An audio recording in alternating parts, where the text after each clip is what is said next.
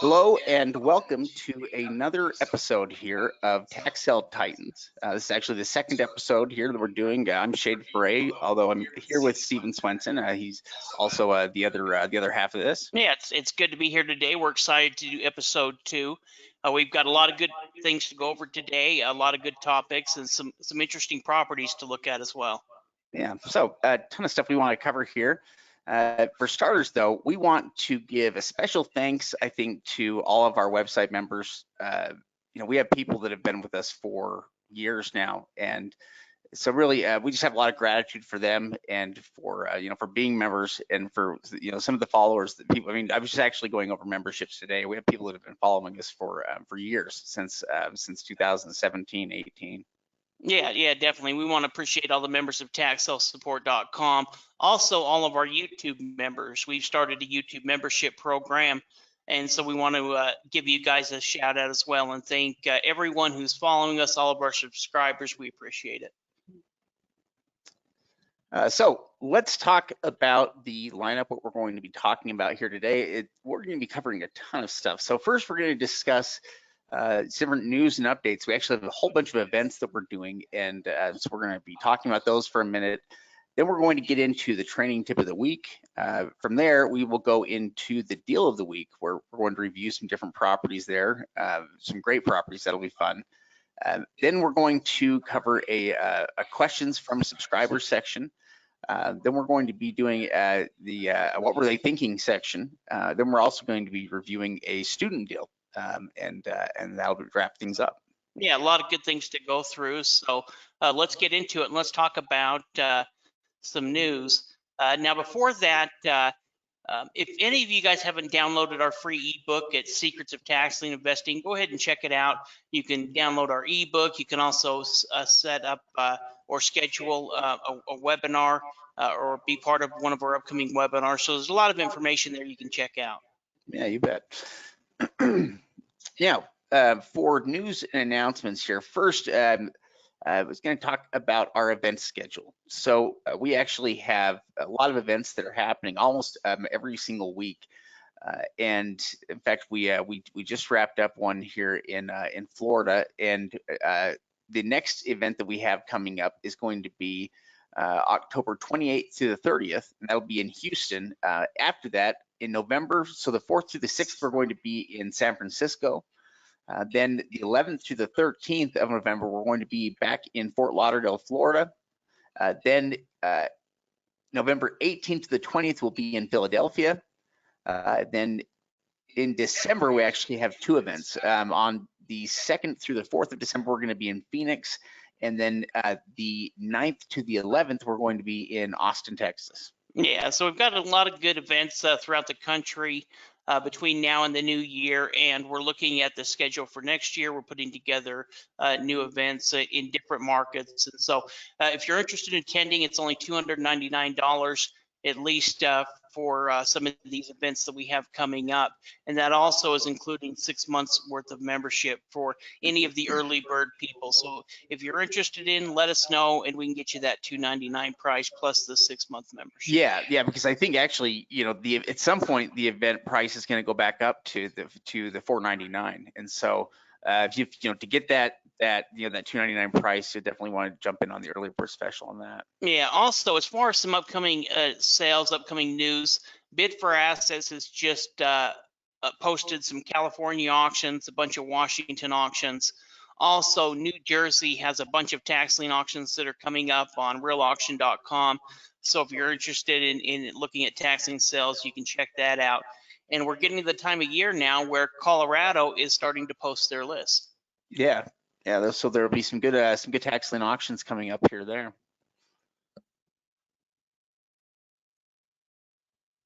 Well, now we are to the training tip of the day, and the topic that we're going to be talking about is we're going to be talking about county records and the role that they play and how we basically use them to find information, because we actually spend a lot of time in county records. They are a fundamental aspect of how we do research, how we obtain information. So they're definitely an important topic when it comes to any of the research or work that we do with properties. Yeah, I mean, really, as tax sale investors, it's our #1 search tool.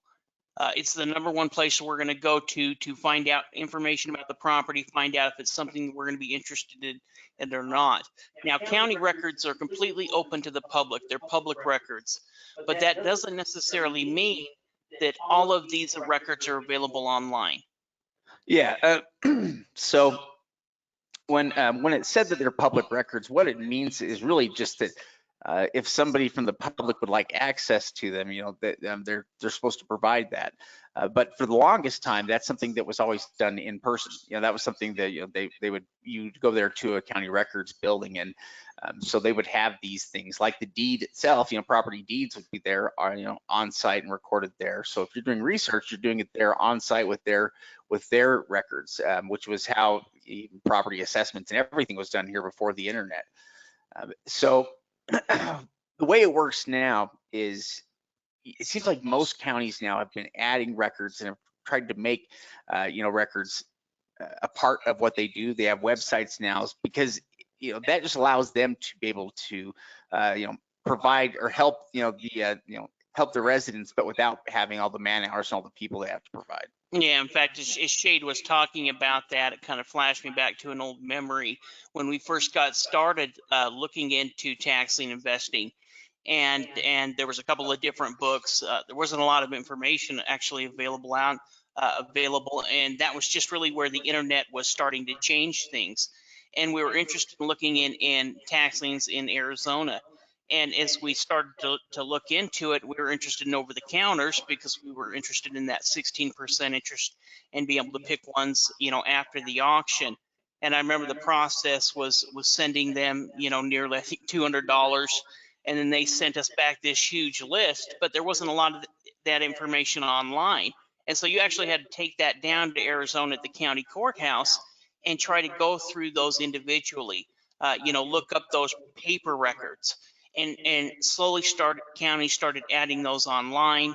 And now we're to the point where most counties have added them. Now there's still going to be counties where we can't find maybe some of the assessor records or tax collector records, but most counties are going to at least have that information available to us as part of the public record. It saves time from people needing to go down to the county courthouse, saves them time and staff in being able to put it online. So I think we're going to see more and more counties put this information and make it available online, which like we've seen over the last really 15 or 20 years. Yeah, well, I think we'll always run into counties that don't quite have the records up to date. But I'm impressed all the time by even smaller counties and some of the records that they have available now. So when it comes to the county departments that we focus on, and records even, we can also divide records into these departments. There are 3 departments we generally look at. They are the treasurer or tax collector, which are basically going to be a lot of times they can be the same thing, or depending on different areas, might call them different things. So the treasurer or the tax collector, we have the assessor, and then the county recorder, or sometimes it's the clerk of the court. They can have different names for it, but those are basically the 3 essential offices. Those are also the 3 types of records that we focus on. Treasurer records, which are tax-related records, assessor records, which are generally property-related records, and then the recorder's records, which are generally legal records or court records. Yeah, definitely. Well, and the first 2 are generally going to be good enough for tax lien investing. Your general tax lien, where you're just bidding down the interest, there's no premium bid, anything like that. Usually going through the tax records, the assessor records, it's going to give us the information we need to make an informed decision. In addition to those assessor records, something that we use a lot as tax sale investors, because we invest in a lot of land in tax sale properties, are going to be the online maps, the GIS maps. These are going to be where we're going to go, these online maps, to research the property in more detail, and in some cases find out really where the property lines are at. Yeah, in fact, it's one of the first things that we are looking for. When we go into any of these departments, we're trying to pull up maps so that we can locate them. Now, these are generally pretty easy to find if we can locate county websites. If we can find county websites, then from there it's easy to navigate, because once we can pull up county websites, then we're usually just looking at something like the the elected officials tab or departments tab, because from there we can usually find the department or the elected official that we're looking for. Yeah, definitely. Well, if we just go to a Google search and type in the county name, state, and a couple of keywords, even county, it'll usually within the first couple of first couple of search results is going to have a link to the county records. They're very prominently posted. And then from there, we can look through and find the department that handles the taxes, the treasurer, the tax collector. Really, it becomes a lot easier as we're looking online to be able to pull up that information. And as we go to the county website, it's usually going to be listed under the assessor or under the department's head. Yeah, so we can see here, under clerk's records, that top search there is for the portal we're actually looking for there. The clerk of the court online records right there. Looks like the official records. Yeah, definitely. Well, and there's a lot of different names or keywords that we can use when looking up these records. Official records, court, public, deed records, clerk records, land records. All of these keywords are going to be able to help us find the different departments that we're looking for. Excellent. So once we are able to locate, the correct department, what information is it that we're generally looking for, and how do we pull it up? So a lot of times we'll use some kind of identification number like the parcel number, but sometimes using the parcel number doesn't work. We don't always find the property, the first time we try to locate it using the parcel number. And so because of that, we also learn how to find, properties using things like the owner name or even the property address. There's a lot of different things we can actually use to identify the property. Yeah, definitely. We're always going to, like Shade said, we're always going to start with the parcel number. That's usually going to be the easiest way to start. And also one thing to bring up about the parcel number is we may need to delete dashes. We may need to add dashes. All parcel search tools are not going to be the same. Sometimes we're going to need to practice a little bit if we're not able to pull it up. And in fact, sometimes we'll go ahead and try searching using the owner's name or the address if we're having problems pulling up using the parcel number. Yeah, so what we're usually looking for when we get to a department, like we will usually go to the assessor's office if we're looking for a records hub for assessment records information or property records. That's usually going to be found within the assessor section of the website. And we're usually trying to plug in a parcel number there to locate a property record. But if it doesn't work, then it may be because we have dashes or we need to put in dashes or maybe there's spaces there. There can be a lot of different reasons why a parcel search tool might not pull up a result there initially. And so, yeah, that's why it's nice that they always give you lots of other options for locating, that specific property record. And when we do find the record, we can usually see there how the parcel numbers, how it's recorded, and therefore be able to get it into the search tool so the searches we do after that will work.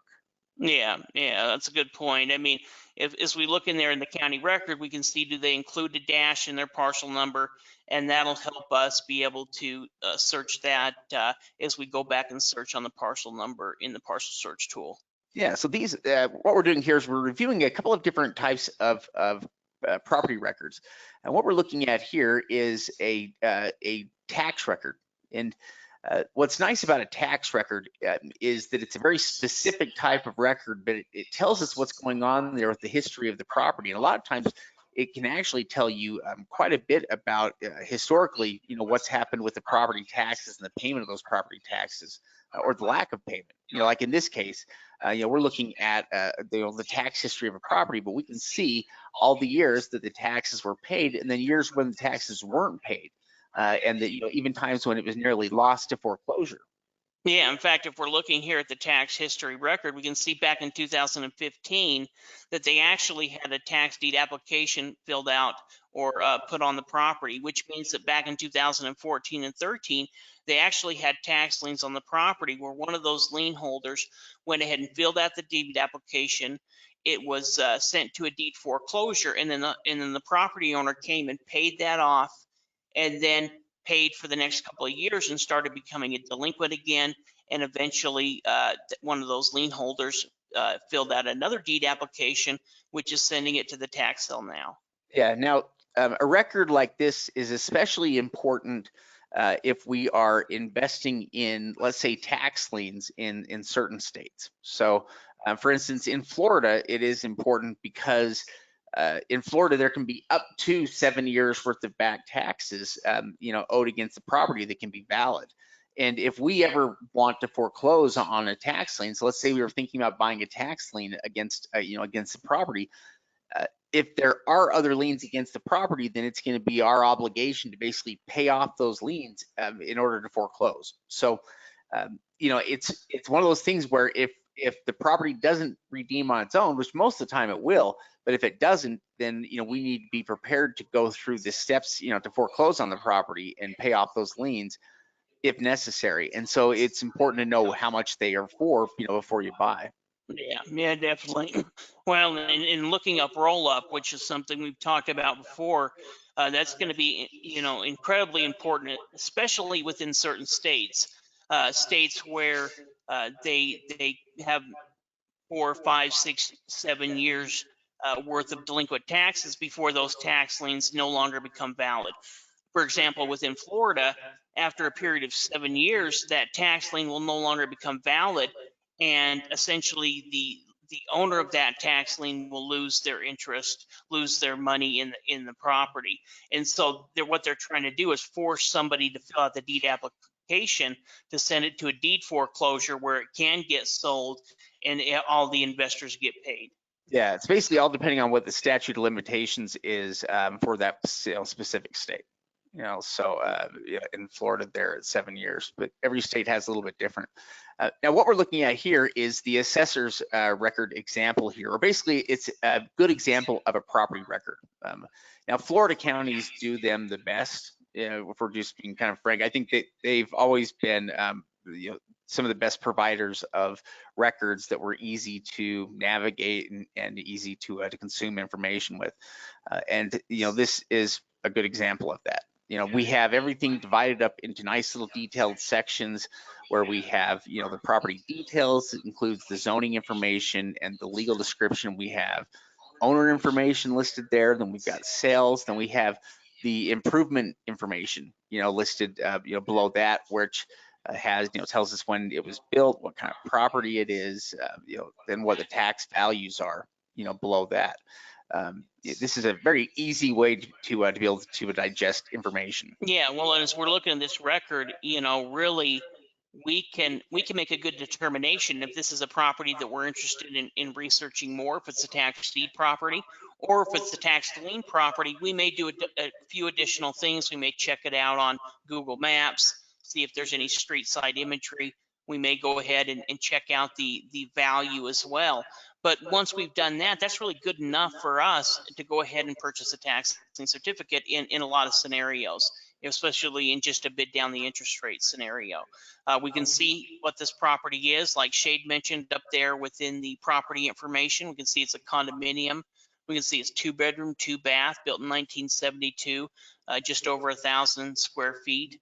One thing as well we can see is down in the bottom left-hand corner, we can also see the sales information when the property is sold, if it was sold with a quitclaim deed, if it was sold with a warranty deed, and then we also have links that will directly take us and help us pull up the deed. So right there on the county records, we can connect to the deed information. We can also connect to the online maps. We can connect to the tax collector record information. And there's even many times links that we can click on to get comparable sales within the area. Yeah, which we have that right here in this case too. So, something we're always looking for as well is access to the full map, the GIS mapping.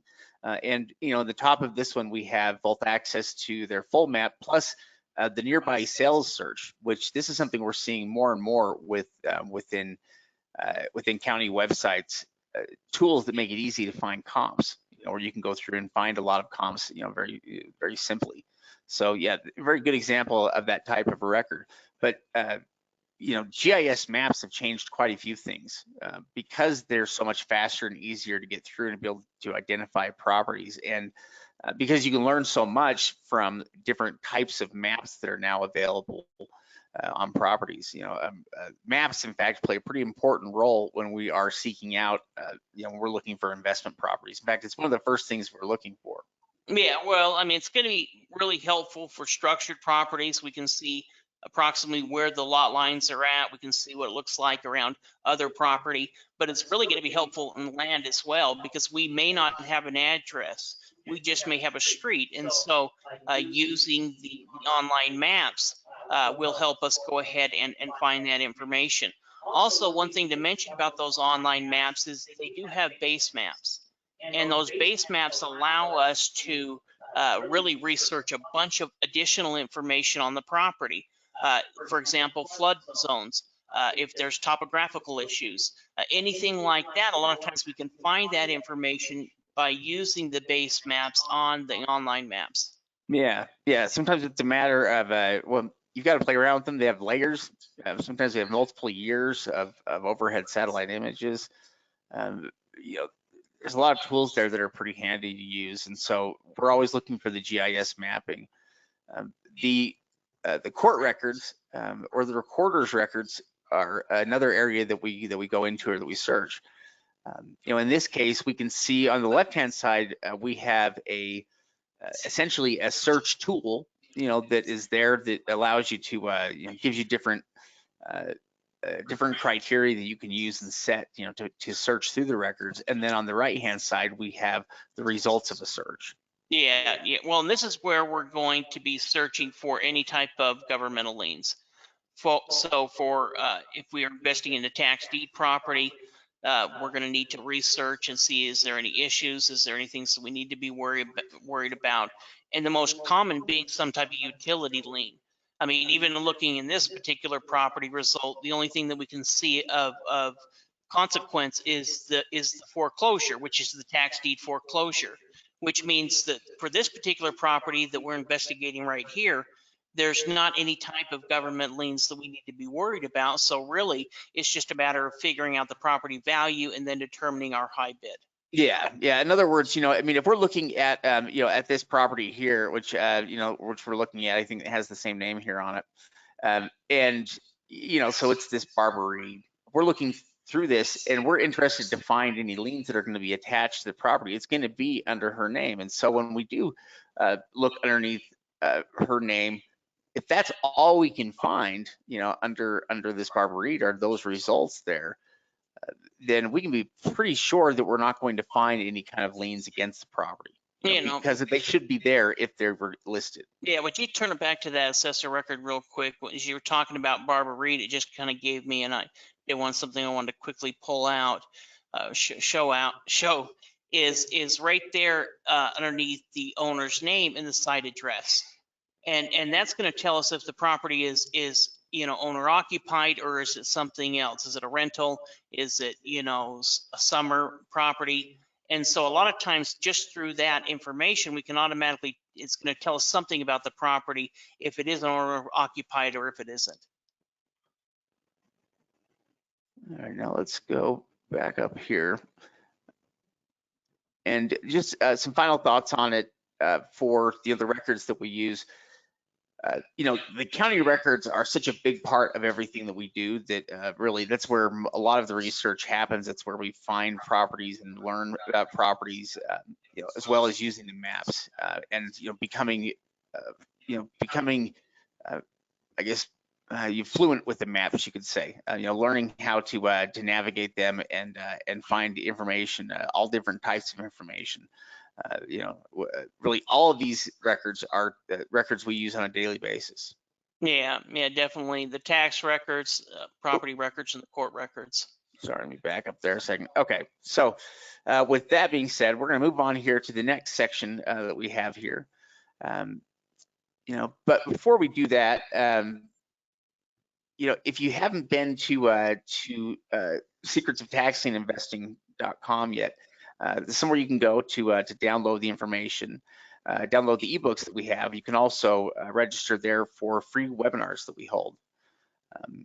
Yeah, and also go ahead and subscribe. And we just want to give a quick shout out to some of the feedback that we get. We love the comments within our YouTube comments, and we just want to thank, Jimmy, Melrose, Johnny, Brian, for leaving those type of positive comments. Really, we go through and read them, we respond to them. Sometimes it takes us a week or two to get to it, depending on how busy we are, but we do read all of the comments and we try to respond to all of them as well. Yeah, thank you. Okay, now the next section that we have here is for the deal of the week.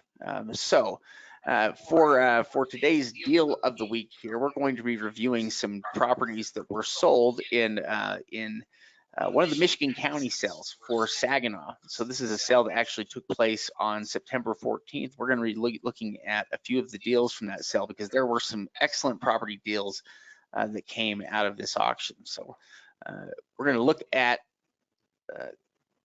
just little portions here of these, and we're going to actually go and look at each one of these properties because they include everything from functional gas stations to I think commercial properties here, some homes, lots of homes. Yeah, so we're going to go ahead and jump online and go check them out.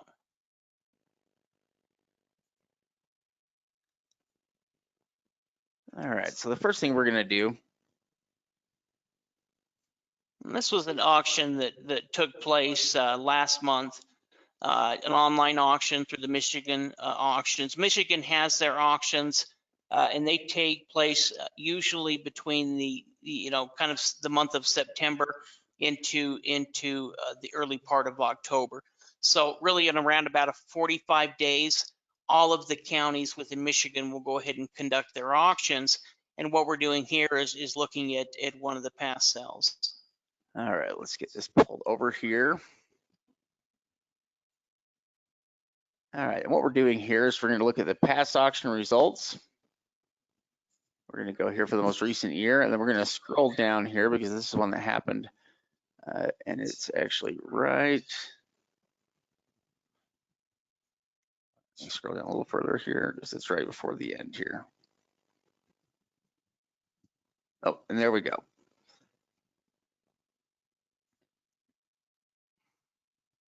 All right, so this was the results here of the Saginaw sale, and we're going to look at a number of different properties here that sold. So the first one that we are going to look at actually is a functioning gas station here that sold. So let's pull this up. Well, and to be honest, we're not 100% sure if this was a good deal or not. It at the price, it seems like it was quite a bit of money, but really from this particular property, it's not really even a matter of how much the land is valued. It's a matter of how much income it brings. This is an income producing property. Mm-hmm.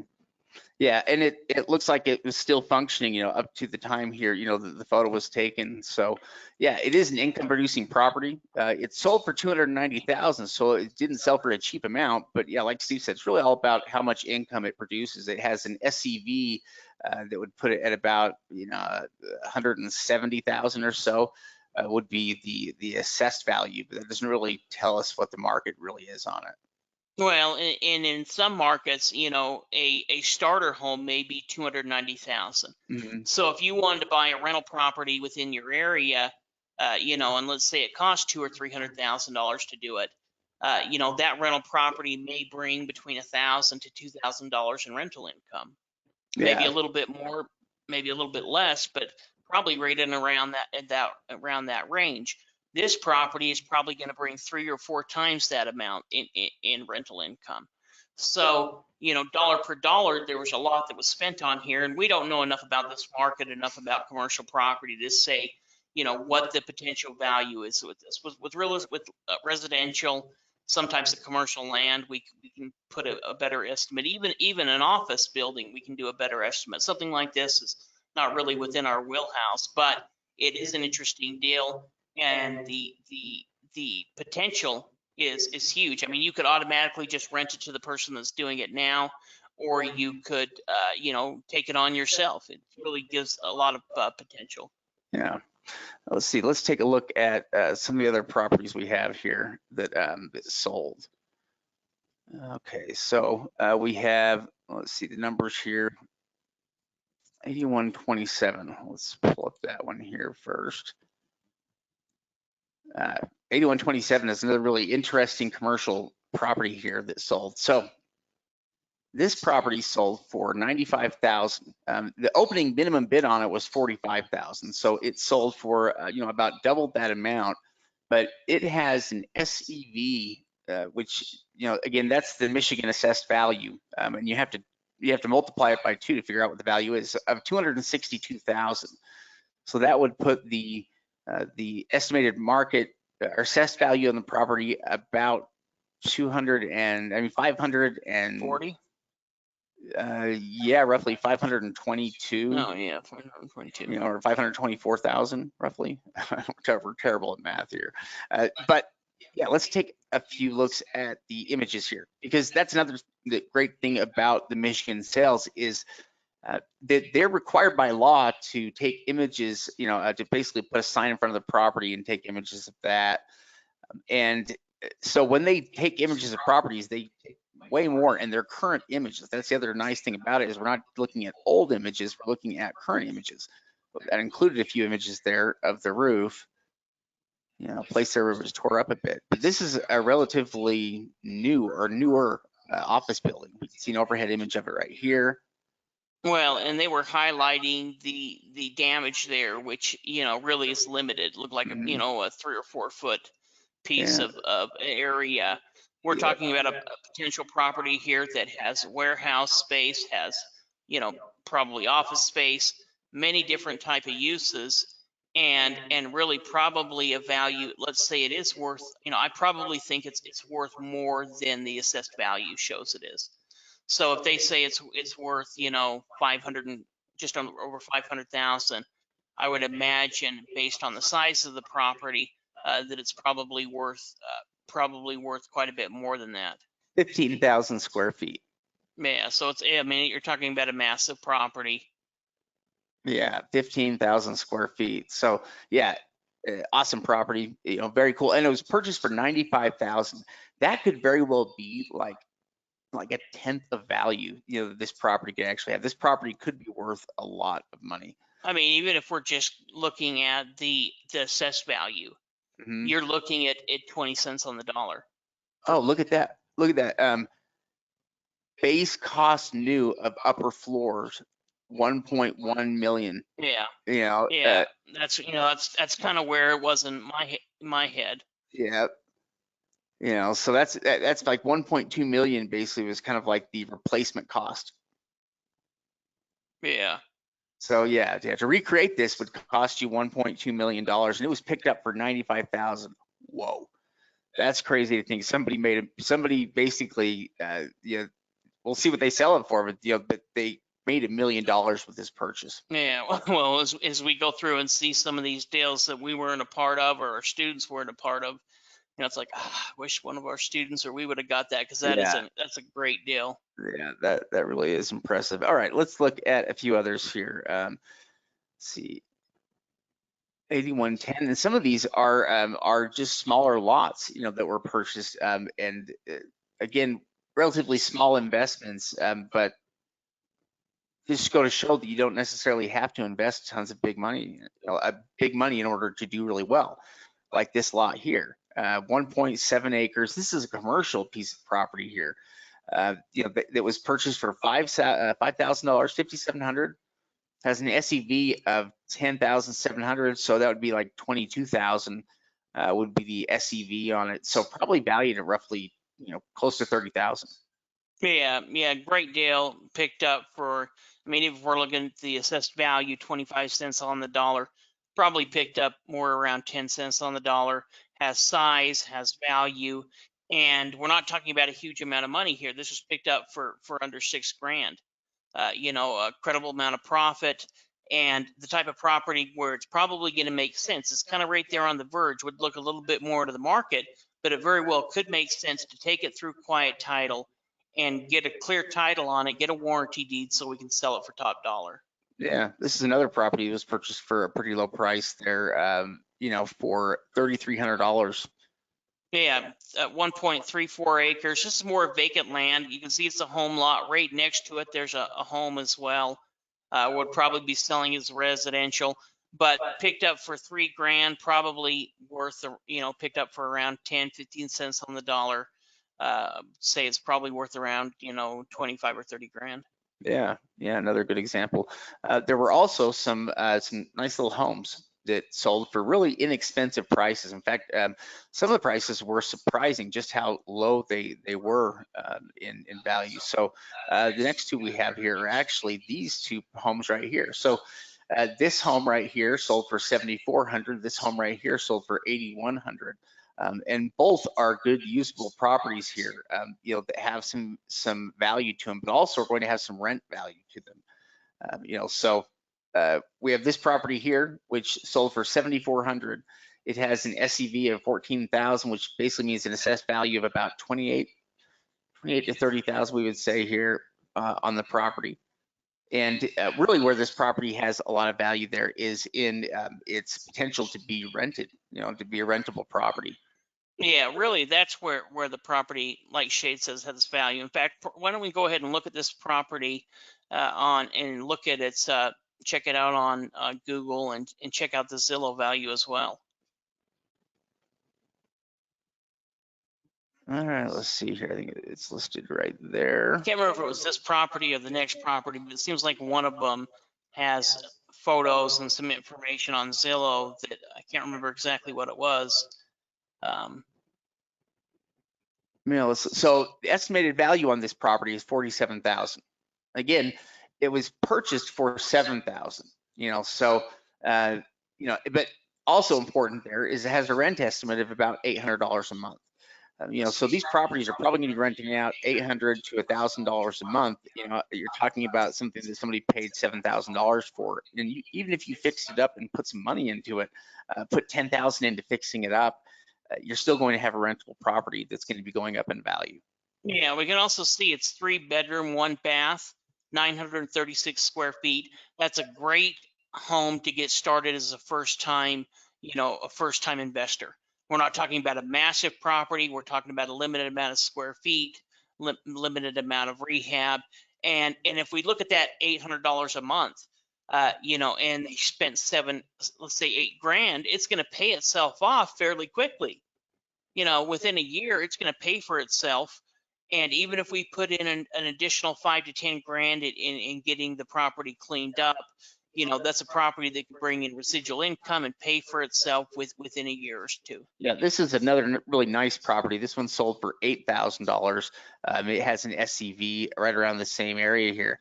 There's parts of the house certainly that need work, but again, you didn't pay very much for it. It's been used until just recently. Yeah, in fact, that part that was a damage was actually an attached garage. But I think this one may have had some interior photos, but there was something, I remember what it was. It was the you can see in the original photo here online that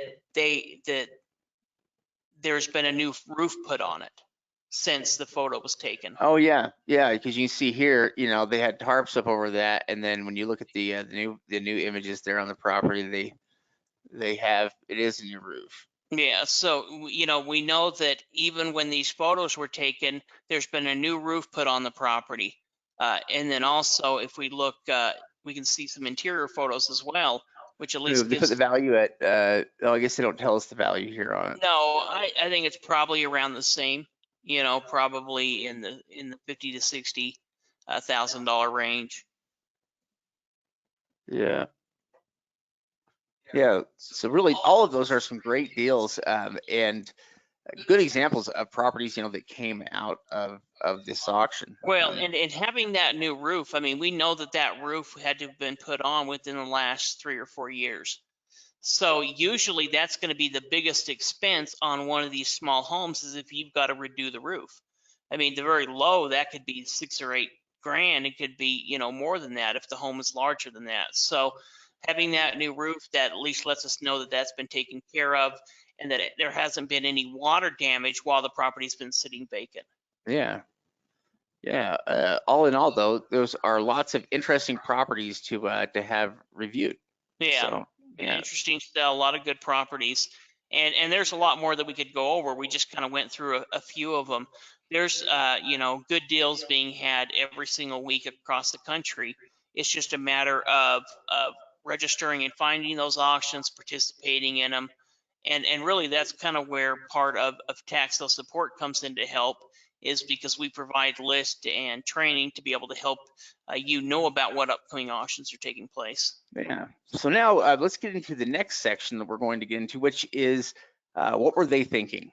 This is where we look at property deals where it seems like people paid too much, where people may have made a mistake and may have bid based on emotion rather than on, good solid information. Yeah, exactly. So with this particular property, overall, they didn't spend a huge amount of money. They spent around $8,000, and it has what we like. It has, it's 2.1 acres, so it has size, but there's a blaring red flag that we see right there in the beginning that really can make this lot unusable, at least for any type of real use, buildable, anything like that. You can't put anything on this. You might be able to put a garden, but not much, probably. Yeah, yeah. And that problem is, you can obviously see there are huge power lines, that are there on the property. And what that means is that those power lines are there by virtue of an easement. And so what that basically means is the government is going to have those power lines there. You can't do anything, that will interrupt or that would, that would cause any kind of problem to that. So essentially, you probably couldn't build there or anything like that, because that would impede, their access to it. It really, that easement is the property, because so much of it is covered, by right over, where that line is going.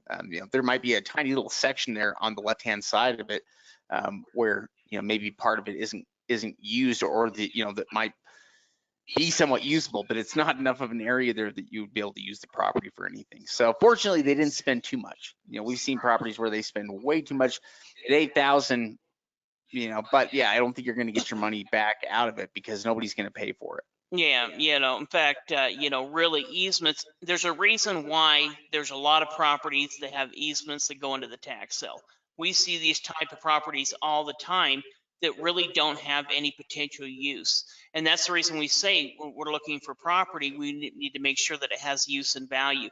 In fact, it kind of reminds me, a few years ago, we had somebody call us up in a panic. They weren't a member. They just, started going online and looking and calling any type of tax sale training company, trying to find information, because they had went and they had purchased a property that had not power lines, had a cell tower on the property.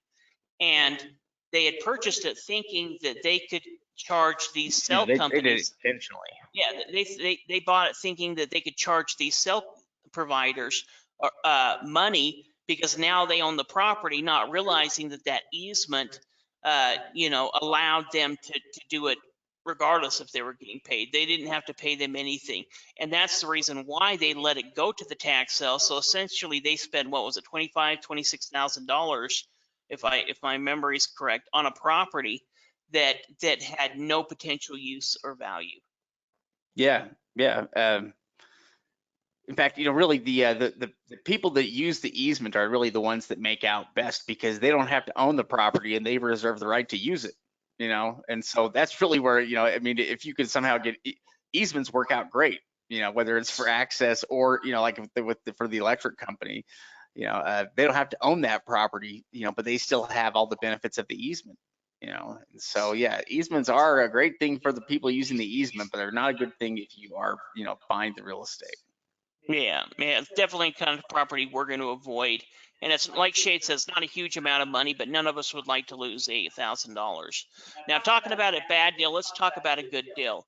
This was a deal that was purchased by one of our students this week, and overall was a pretty overall good deal. Yeah. In fact, yeah, this was from one of the online auctions, and we saw. So we were targeting different pieces of land here in this sale.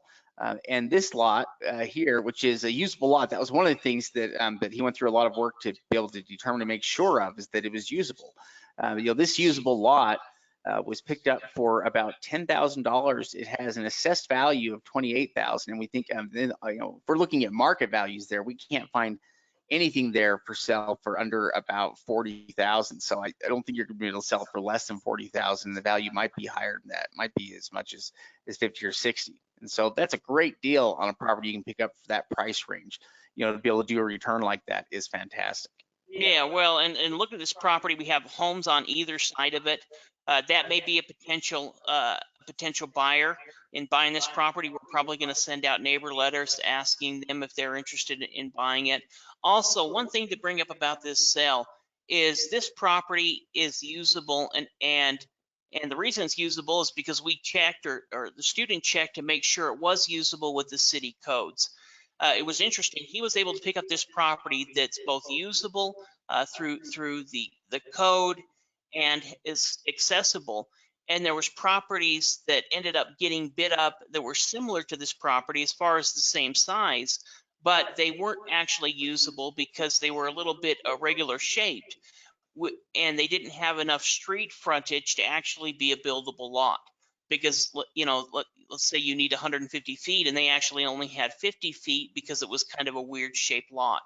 And so because of it, he was able to, because he went through and looked through the records and checked the city codes, was able to make an informed decision in buying this property, where at the same auction there was people that we assumed didn't look up that code because they spent 2 to 3 times as much on the same type of lot for a lot that actually wasn't buildable. Yeah, we did. We saw several lots, in that auction that sold for high amounts that were not usable. So, One thing to quickly mention as well is just down there on the bottom.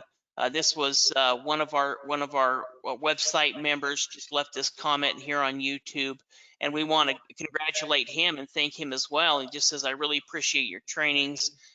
Been a member for a year now, and have purchased 7 properties in California, worth a potential 4 to 5 times above purchase price.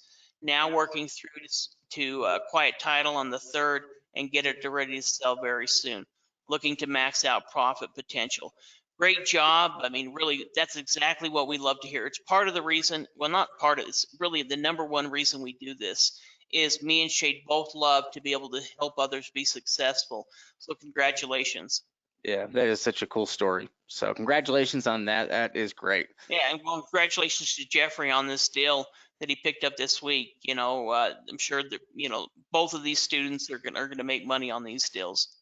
But, well, excellent. Now, if you haven't joined Tax Sale Support yet, you should become a member. You can join us on taxsalesupport.com. That's one of the ways that you can join. You can also join on YouTube as well.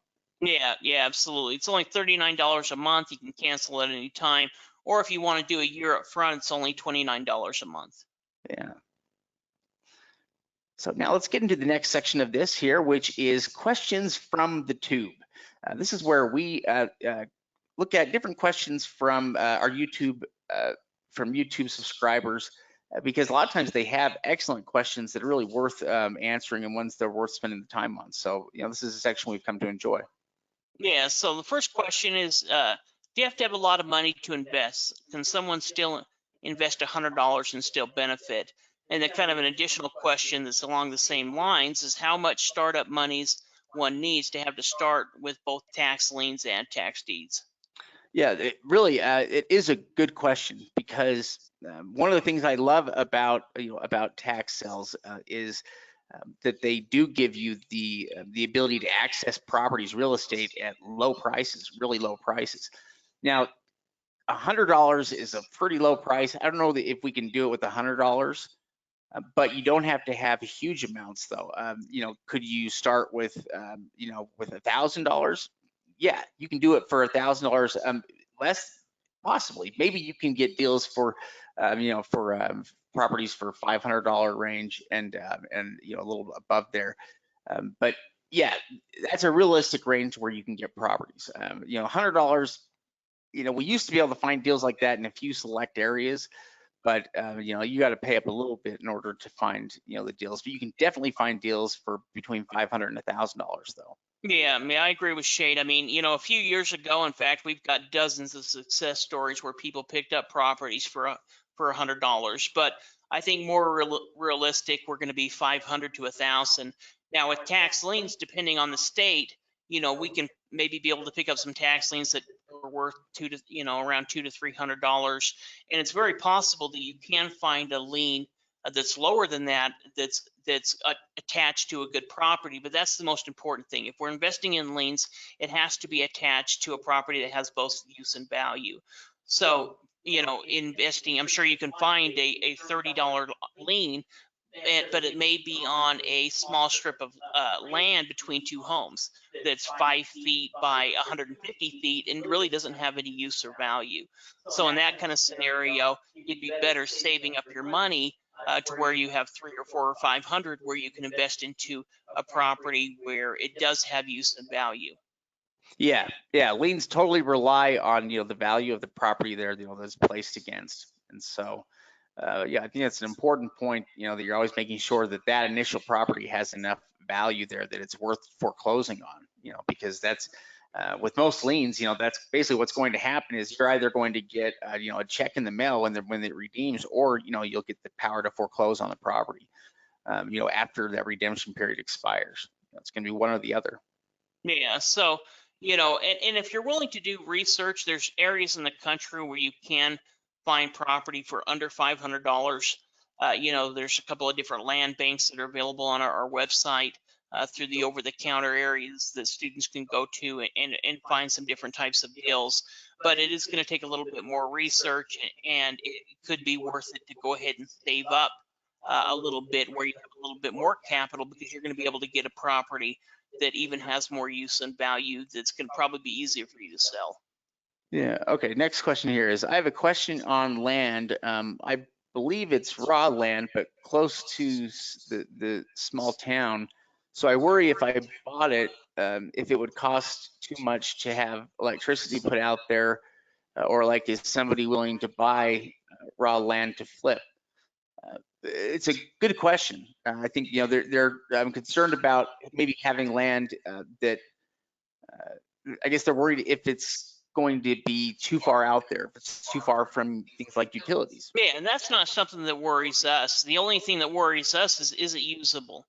And so, when it comes to land that's out in the country, out in a rural area, that's what makes tax sale investing different. Is we'll buy property anywhere. We don't even care if there's nothing but rattlesnakes and sagebrush, as long as it has a significant value and it has people that are willing to be able to buy it, which most land that has use will have some type of value. So if we're getting it cheap enough, then we're really open to anywhere. So when it comes to something like raw land, if it is something like a building lot, we're going to want to check to make sure that it can be used as a building lot. Otherwise, we're going to have to figure out some other type of value, some other type of use for it. Maybe you can do it for recreational or something like that. But if it's not buildable or not usable, then it's going to be something that we would avoid. But if it is, then we don't really care where it's located. As long as it has use and value and we're getting it for cheap enough, then you can always turn around and sell it and make a good profit. Yeah, excellent. Now, next question here. Once these properties go up for auction, have they been seized by the county, and are they vacant? This is a great question because I think it kind of speaks to trying to understand the process the properties are going through. So have they been seized by the county? Well, they've been foreclosed on, through a judicial foreclosure, but that doesn't necessarily mean that they have been, that they're vacant. Some of them are vacant sometimes just because, maybe there's nobody there, but the county doesn't actually go through a vacating process there where they're kicking people out of the house. No. I mean, Shade's exactly right. So when the property goes through a foreclosure, it's going to go through a judicial foreclosure. But like Shade said, they're not going to evict anyone. If the property is vacant when they sell it, then you're going to be purchasing the property vacant. If it's occupied, then a lot of times, they're going to even have notes as far as like Michigan or New York or place like that you can drive by, but don't enter or access the property because it is still occupied. Now, If it's vacant, then essentially once you receive the deed, you can get access to the property and start doing what you're going to do with it. If the property is occupied, then we really need to go kind of a few different steps. Usually we're going to send them out some type of certified letter letting them know that we're the new owner and kind of finding out what their situation is. A lot of times we'll give them a couple of different options. One of those options is potentially rent the property. Another option is to give them some cash for keys, what we call cash for keys, which essentially means, hey, we're going to give you 500 or $1,000 if you're willing to go ahead and move out, give you some money to find a new place, give us the keys, and don't wreck the property up as you're moving out. The third option could be a potential seller financing option if the person living in the property, if it's the right kind of deal, and that's what you're interested in. Otherwise, if they don't take those three options, then we're going to have to contact the sheriff and have them evicted. Okay, and final question here. Hey, y'all, great podcast. I've seen in past sales at my county there have been streets and highways that have been sold. What could be a possible exit strategy if I were to buy those and say I didn't get paid back? As far as that particular question, we don't buy them. We see things like roads come up, highways, kind of talking a little bit when we were talking about easements as well. That's what it is. It's an easement. When we were talking about that property in the what were they thinking section with the power lines, that was an easement property, and that kind of fits underneath that same category. When it comes to a street or a highway, it's just an easement. Yeah, basically, so we would consider it useless land. We would avoid properties like that to begin with, just because, yeah, the problem there is that yeah, they can't really be used outside of that, so they don't really have any true value. Yeah. So, go ahead and ask questions in the comment section. Maybe your questions will be featured on one of our next videos. If not, we'll try to go through and answer, or at least touch base on any one of your comments. Yeah, but that's everything we have here for this week's podcast. We appreciate you watching here to the very end. Be sure to comment on the video. Tell us what you liked, or which section there. I guess we had a lot of different things you could comment on during the video. But yeah, be sure to comment on it somewhere there. And thanks for watching. Yeah, appreciate it again, and we'll go ahead and get a new episode out next week. See you then.